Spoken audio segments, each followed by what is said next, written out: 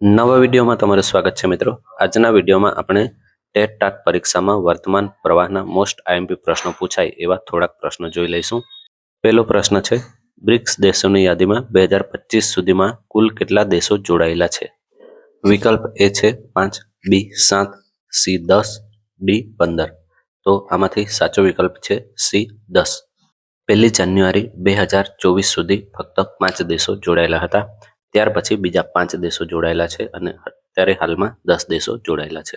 તો આ 10 દેશો છે એમાં ભારત, ચીન, રશિયા, બ્રાઝિલ, દક્ષિણ આફ્રિકા, મિસર, ઇથિયોપિયા, ઈરાન, ઇન્ડોનેશિયા અને યુએઈ એટલે સંયુક્ત અરબ અમીરાત, આટલા 10 દેશોનો સમાવેશ થાય છે।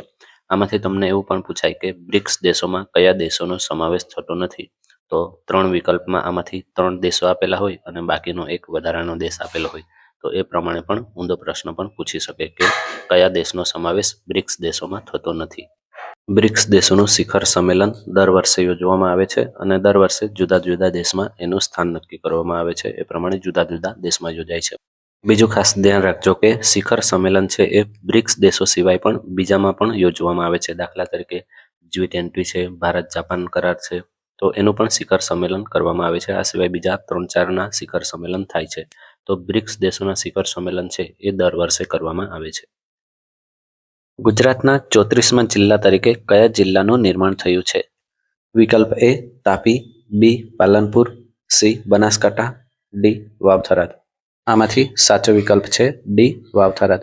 તાપી 2007માં છૂટો પડ્યો હતો, ત્યાર પછી 2013માં નવા 7 જિલ્લાનું નિર્માણ થયું હતું અને છેલ્લે લાસ્ટમાં બનાસકાંઠા જિલ્લામાંથી વાવ-થરાદ જિલ્લો છૂટો પાડવામાં આવ્યો છે અને નવું નિર્માણ થયું છે।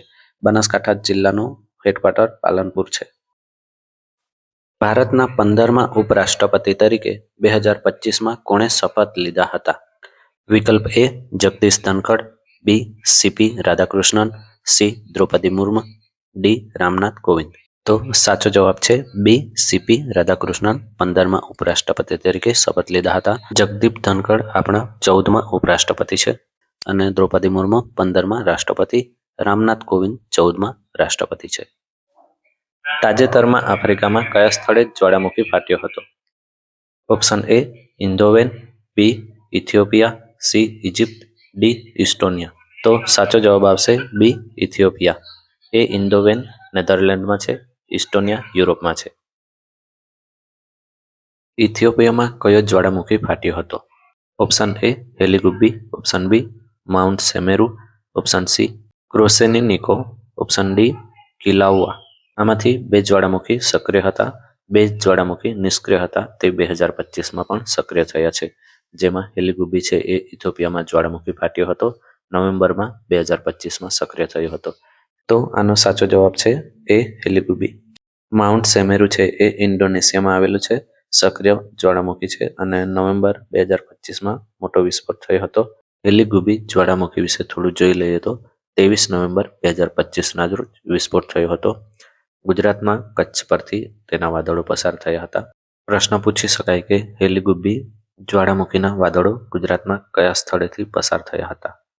ભારતમાં કયા સ્થળેથી પસાર થયા હતા એવો પ્રશ્ન પૂછાય તો ઉત્તર ભારતના બધા રાજ્યો આવી જાય। રાજસ્થાન, ગુજરાત, દિલ્હી, ઉત્તર ભારતના જેટલા પણ રાજ્ય છે એ આવી શકે। આ જ્વાળામુખી રાતા સમુદ્રના કિનારે ફાટ્યો છે, તો કયા સમુદ્રના કિનારે ફાટ્યો છે એવું પણ પૂછી શકાય। ત્યાર પછી આ જ્વાળામુખી છે એ કઈ પર્વતમાળામાંથી વિસ્ફોટ થયો છે એવું પણ પૂછાય, તો એર્ટા એલે પર્વતમાળા છે ત્યાં વિસ્ફોટ થયો છે અને 12,000 વર્ષ પછી વિસ્ફોટ થયો છે। આગળનો પ્રશ્ન જોઈ લઈએ। વર્ષ 2025માં ભારતીય મહિલા ટીમે કયો વર્લ્ડ કપ જીત્યો નથી?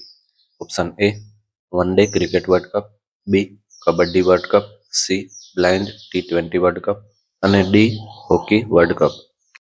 તો સાચો જવાબ છે D hockey world cup. Hockey world cup 2025માં મહિલા ટીમે જીત્યો નથી। વન ડેમાં પણ વર્લ્ડ કપ જીત્યો છે, કબડ્ડીમાં વર્લ્ડ કપ જીત્યો છે અને blind T20 cricket world cup પણ મહિલાએ જીત્યો છે। વર્ષ 2025ના માપન મુજબ ગુજરાતનો દરિયા કિનારો કેટલા કિલોમીટર લાંબો છે?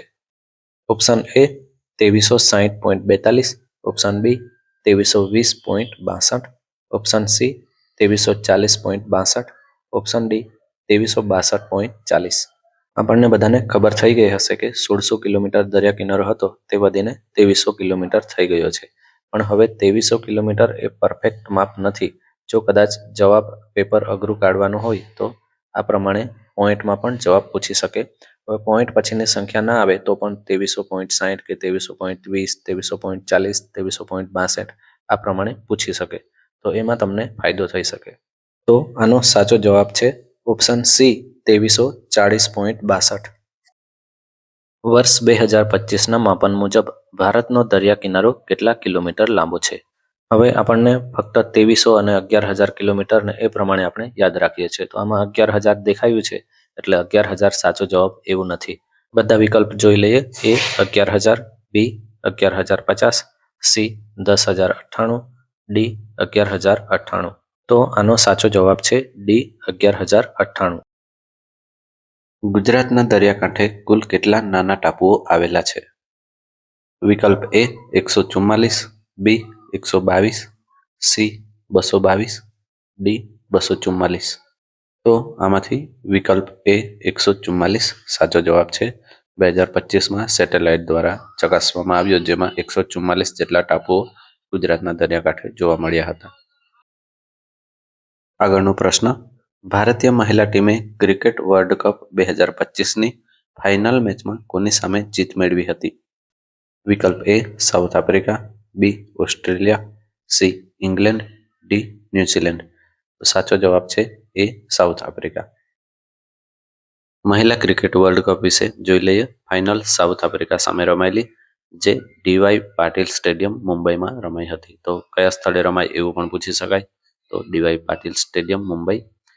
શેફાલી વર્મા 87 રન બનાવ્યા હતા, 2 વિકેટ લીધી હતી ફાઇનલમાં અને પ્લેયર ઓફ ધ મેચ બની હતી. તો પ્રશ્ન પૂછી શકાય કે સૌથી વધુ રન બનાવનાર ભારતીય ખેલાડી કોણ છે? તો શેફાલી વર્મા 87 રન. ત્યાર પછી બીજો પ્રશ્ન પૂછાય કે ફાઇનલની મેચમાં કયા બે ખેલાડીઓ 50 બનાવી હતી? તો એમાં આવશે શેફાલી વર્મા અને દીપ્તિ શર્મા, બંનેએ 50 બનાવી હતી. એટલે કે શેફાલી વર્માએ 87 રન અને દીપ્તિ શર્માએ 58 રન બનાવ્યા હતા વર્લ્ડ કપની ફાઇનલ મેચમાં. બીજો એક પ્રશ્ન આમાં બને કે ફાઇનલ મેચમાં 5 વિકેટ લેનાર ભારતીય મહિલા ક્રિકેટરનું નામ જણાવો. તો એમાં આવશે દીપ્તિ શર્મા.